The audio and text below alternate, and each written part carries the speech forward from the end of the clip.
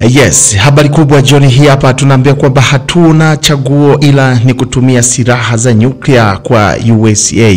Irani imesema kwamba haitakuwa na njia nyingine ila itatumia silaha za nyuklia endapo itashambuliwa na Marekani ama washirika wake. Hayo ni kufuatia kitisho cha rais wa Marekani Donald Trump ambaye alisema kwamba ataishambulia Irani kijeshi.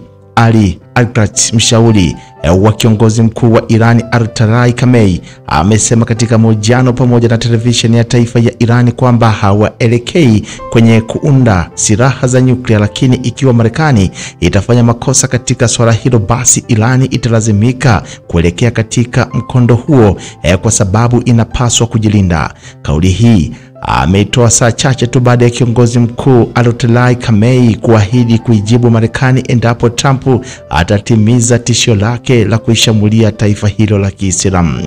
Kiongozi huyo amesisitiza kauli hiyo ya kiongozi mkuu kwamba Irani italazimika kuchukua hatua tofauti iwapo Marekani itaishambulia nchi yake kwa mabomu ama kupitia kwa Israeli. Amesema kwamba tunasema kuna amri ya kidini ambayo inakataza kabisa kutengeneza silaha za nyuklia. Tunatoa ushirikiano kwa shirika la kimataifa la kudhibiti nishati la nyuklia na hivyo kwamba hatupangi kujielekeza katika silaha za nyuklia, lakini Marekani ikifanya makosa kuhusiana na suala la nyuklia la Irani, basi tutalazimisha kufuata njia hiyo kwa sababu Irani inapaswa kujilinda vizuri.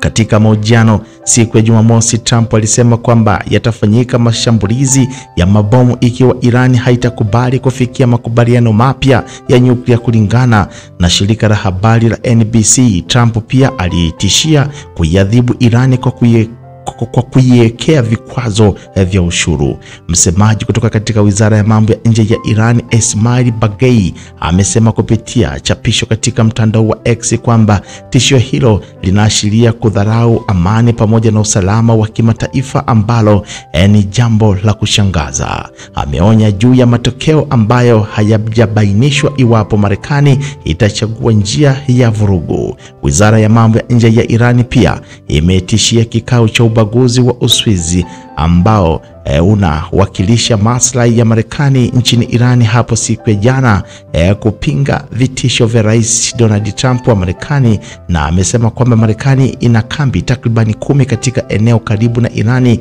na jumla ya wanajeshi takribani 50,000. Tangu aingie madarakani mwezi Januari, Trump amerejesha sera yake ya kushindikiza ambayo katika muhula wake wa kwanza aliondoa Marekani kutoka katika makubaliano ya kihistoria kuhusu mpango wa nyuklia wa Irani na akaiwekea vikwazo vikali nchi hiyo ya Kiislamu.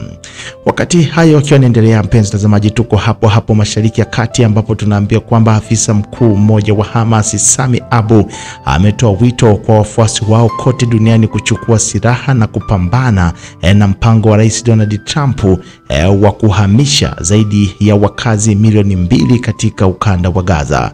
Katika taarifa, msemaji huyo na mkuu wa kundi hilo la Hamas amesema kuwa katika kukabiliana na mpango huo ambao ameuita ni mbaya na ambao unachanganya mauaji pamoja na njaa, mtu yeyote ambaye anaweza kubeba silaha popote duniani lazima achukue hatua. Wito huo wa kiongozi huo umetolewa siku moja tu baada ya waziri mkuu wa Israeli Benjamin Netanyahu kuamua kuacha viongozi wa Hamas kuondoka Gaza, lakini akalitaka kundi hilo la wanamgambo wa Kipalestina kusalimisha silaha zao katika hatua za mwisho za vita katika ukanda huo. Hamas imeeleza nia ya kuachia utawala wa Gaza, lakini imeonya kuwa silaha zake ni eneo lisilopaswa kabisa kufikiwa. Mpenzi mtazamaji, moja kwa moja tukitoka kule Mashariki ya Kati twende moja kwa moja paka Ulaya ambapo tunaambiwa kwamba Kaja Kallas ameitaka Marekani kumshindikiza Putin zaidi. Mkuu wa sera za kigeni wa Umoja wa Ulaya Kaja Kallas ametoa wito kwa rais wa Marekani Donald Trump kuweka shindikizo zaidi dhidi ya rais wa Urusi Vladimir Putin. Katika mkutano pamoja na mawaziri wa mambo ya nje wa Ulaya katika mji wa Madrid, Spain, Kallas amesema kwamba anafikiri kwamba Marekani pia ina jukumu katika kuweka shinikizo dhidi ya Urusi kumaliza vita hivyo. Ameongeza kuwa lazima Urusi ikubali kusitisha vita vyake Ukraine na kuchukua hatua mbele. Hii inaweza kuwa ni mfano na kujumuisha kwamba kuwarudisha watoto wa Ukraine ama kuachilia wafungwa wa kivita.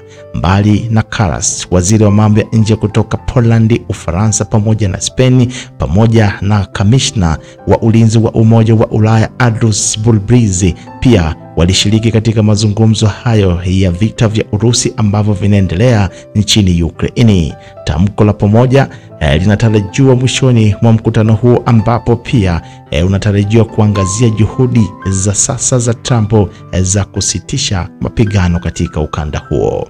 Wakati huo huo, ikulu ya Urusi imesema kwamba nchi hiyo pamoja na Marekani zilifanya kazi na zinalifanyia kazi suala la makubaliano ya amani katika vita vya Ukraine pamoja na uimarishaji wa mafungamano kati yao. Msimamo huo wa Urusi unakuja licha ya kauli ya Rais Donald Trump kwamba amekerwa na Rais Vladimir Putin.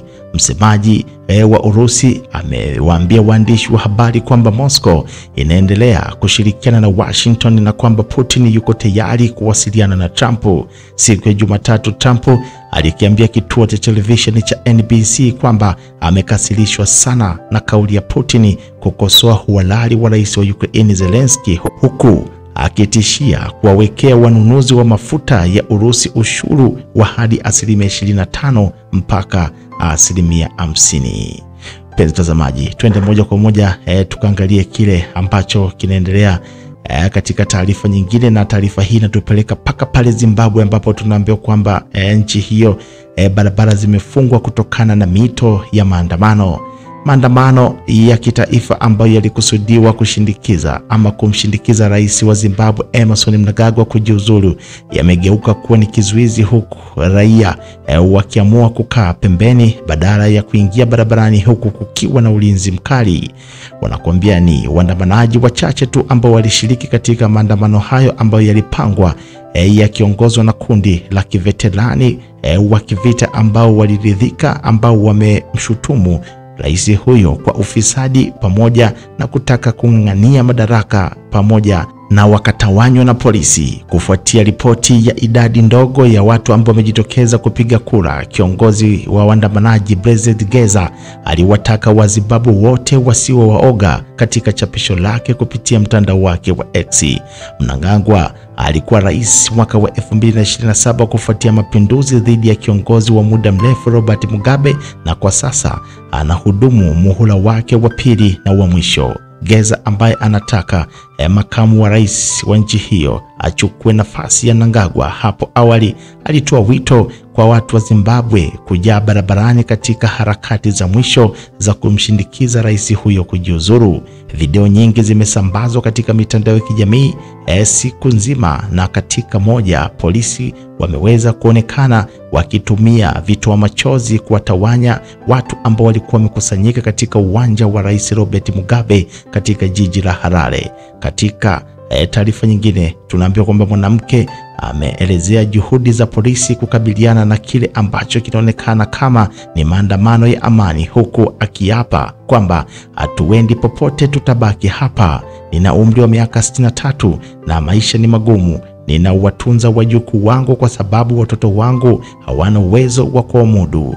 Mwandamanaji ambaye alitumia magongo pia aliliambia shirika la habari la Citizen Voice Network kwamba tunataka jenerali wa nchi huyo kuchukua nafasi, aliongeza msemaji huyo. Ni hayo ambayo nilikuwa nimekuandalia jioni hii hapa. Endelea kufuatilia channel yako hii hapa ya Mpimbo Home kwa habari zaidi.